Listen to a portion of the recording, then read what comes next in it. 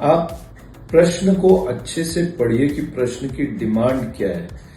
तीसरी बात ये ध्यान रखें कि क्वेश्चन कितने नंबर का है। बोर्ड एग्जाम शुरू हो गए हैं और अब बच्चों को मैं ये टेक्निक बता रहा हूं किस तरीके से परीक्षा में लिखे कि उनके मार्क्स बहुत अच्छे हैं। पहली चीज, ये सीबीएसई बोर्ड भी प्रिस्क्राइब करता है कि आप स्टेप वाइज लिखें। स्टेप वाइज लिखने से फायदा ये होता है कि अगर आपका उत्तर गलत भी आया लेकिन अगर आपने स्टेप सही लिखी है तो आपको कुछ न कुछ मार्क्स अवश्य मिलेंगे। ये बहुत जरूरी होता है। आप प्रश्न को अच्छे से पढ़िए कि प्रश्न की डिमांड क्या है, क्या एक्सप्लेन करने बोला है, क्या एनालाइज करने बोला है या प्रूफ करने के लिए बोला है, और जो पूछा गया है उसके अनुसार आप अपने आंसर की प्लानिंग करें। आपकी स्ट्रेटेजी अकॉर्डिंगली होनी चाहिए। तीसरी बात ये ध्यान रखें कि क्वेश्चन कितने नंबर का है। पता चला क्वेश्चन 2 नंबर का है और आपने 2 पेज भर दिए। आप कितने शब्दों में जवाब दे रहे हो ये 2 बातों पे डिपेंड करता है। एक तो क्वेश्चन के अंक कितने हैं, उस क्वेश्चन को सॉल्व करने से आपको कितने नंबर मिल रहे हैं, या फिर कई बार प्रश्न पत्र में दिया गया रहता है कि इस प्रश्न के उत्तर को अधिकतम 200 या 500 शब्दों में दें, तो उसके अनुसार ही आपको अपने शब्दों की सीमा तय करनी है। किसी भी प्रश्न को अगर आप पढ़ते हो तो आप उसको उत्तर देने की स्ट्रेटेजी बहुत अच्छे से बना सकते हैं। यानी अगर आप ध्यान से पढ़ते हो तो मुद्दा यह है कि प्रश्न को ध्यान से पढ़िए और उसको उत्तर देते समय हेडिंग्स, सब हेडिंग्स इसका भरपूर प्रयोग करिए और हेडिंग्स को अंडरलाइन करिए, सब हेडिंग्स को अंडरलाइन करिए, और हेडिंग्स और सब हेडिंग्स के बीच में आप एक लाइन का गैप छोड़ सकते हो। लेफ्ट मार्जिन थोड़ी ज्यादा या राइट मार्जिन थोड़ी ज्यादा ये छोड़ सकते हो ताकि आपका जो उत्तर है दिखने में भी उतना ही सुंदर हो जितना अच्छा उसका कंटेंट हो।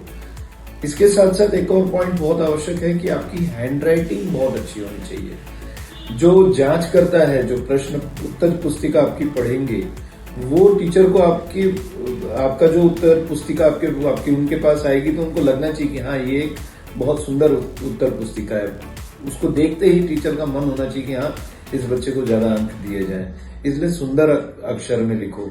अगर आप कहोगे कि अब तो मेरी हैंडराइटिंग जैसी है वैसी है तो ठीक है, जैसी है, लेकिन साफ सुथरे लिखो। बहुत ज्यादा काटा पिटी मत करो। 2 शब्दों के बीच में प्रॉपर गैप करके लिखो। और एक और बात, अगर आपको ज्यादा नंबर प्राप्त करने हो तो लाइन डायग्राम या फ्लोट चार्ट जैसे ड्राइंग्स का आप अपने उत्तर पुस्तिका में भरपूर प्रयोग कर सकते हो। जो भी आप इवन हिस्ट्री के पेपर्स हो या फिजिक्स हो, केमिस्ट्री हो, आप जो कुछ भी उत्तर बता रहे हो उसमें जो कोई भी फ्लो ऑफ एक्टिविटीज है या कोई क्रोनोलॉजिकल सिचुएशंस या क्रोनोलॉजिकल हिस्टोरिकल आप फैक्ट्स बता रहे हैं तो उसका कुछ एक डायग्राम बना लो। डायग्रामेटिक एक्सप्लेनेशन आप करते हो तो आपके नंबर ज्यादा बढ़ने के चांसेस होते हैं। ये बात भी ध्यान रखें कि आपका उत्तर सटीक होना चाहिए, टू द पॉइंट होना चाहिए। कुछ बच्चे अगर उन्हें नहीं आता है तो बहुत सारी चीजें लिख देते हैं लेकिन उससे कोई फायदा नहीं होता। आखिरी और बहुत महत्वपूर्ण बात यह है कि आपको अपने टाइम मैनेजमेंट पे पूरा ध्यान देना है। आपके पास 3 घंटे हैं और परीक्षा के दिन, परीक्षा के समय ये 3 घंटे कब कैसे निकल जाते हैं इसका कोई भरोसा नहीं। इसमें बस ध्यान रखें शुरुआत के 5 मिनट और अंतिम 5 मिनट ये आपकी प्लानिंग के है। स्टार्टिंग के 5 मिनट में आप प्लान करोगे कि मुझे कौन से प्रश्न को पहले उत्तर देना है, कौन से को बाद में देना है। और हाँ, अगर आपने चौथे प्रश्न को पहले उत्तर दिया तो आंसर टू क्वेश्चन नंबर 4 यानी प्रश्न नंबर 4 का उत्तर इस तरीके से व्यवस्थित साइड में हाईलाइट करके डब्बा बना के लिखिए। और आखिरी के जो 5 मिनट हैं उन 5 मिनट में एक बार आपके पूरे जो आपने प्रश्न के उत्तर दिए सबको रिवाइज कर लें। कहीं कोई चीज छूट तो नहीं गई है, कहीं अंडरलाइन करना रह तो नहीं गया है, या अगर आपने सप्लीमेंट्रीज ली है तो उसको आपने पिनअप प्रॉपरली किया है कि नहीं किया है, मेन पेज पे रोल नंबर बराबर लिखा है कि नहीं, ये सारी चीजों को आप रिवाइज करें। और प्रश्न छोड़ने के बाद, प्रश्न और उत्तर पुस्तिका कंप्लीट करने के बाद अपना हाथ जोड़ें और उस प्रश्न को वहीं खत्म करके हॉल से बाहर निकले ताकि आप अगले परीक्षा के लिए पूरी ऊर्जा के साथ फिर से चल पड़े।